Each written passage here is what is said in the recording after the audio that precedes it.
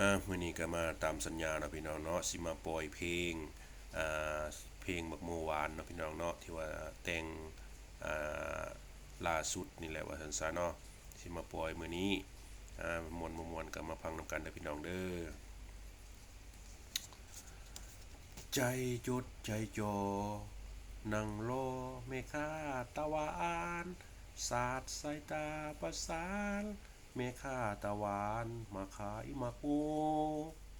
น้องยิ้มส่งมาถามอ้ายว่าสิเอาจักโลน้องขายคิดเป็นกิโลหมากโมของน้องหน่วยใหญ่ใหญ่อ้ายสนใจสิ่งตาใสหมากโมน้อง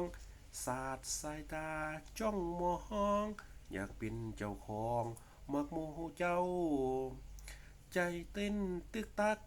เบิ่งคักคักปะโถเฮาลงมักโมของเจ้าหน่วยสีขาวขาวอมสีสมพูคันแมนอายได้มากโมน้องคงดีขายให้อายเนตีหรือว่ามีคนที่จองอยู่ราคาเท่าใดไอายสิเมาให้สมตรู ถ้าเป็นหน่วยสีสมพูอายนี่สิสู่หมดใจเมค่าหมักโม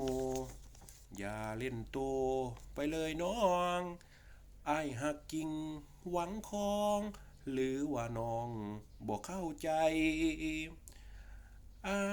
ให้สัญญาจะเก็บหักษาหมักโมให้พร้อมเทคแคร์หัวใจถ้าแม่นไอใด ถ้าแมนไอใดไม่ค่ามักหมูหวานเนาะก็เป็นสีของอันนึงพี่น้องเนาะเพราะว่าบริจมเอาเป็นเพลงที่แต่งยากเนาะเพลงหนึ่งเนาะเพราะว่าเฮามีแต่ฮู้ใน AI แล้วเขาก็มาImagine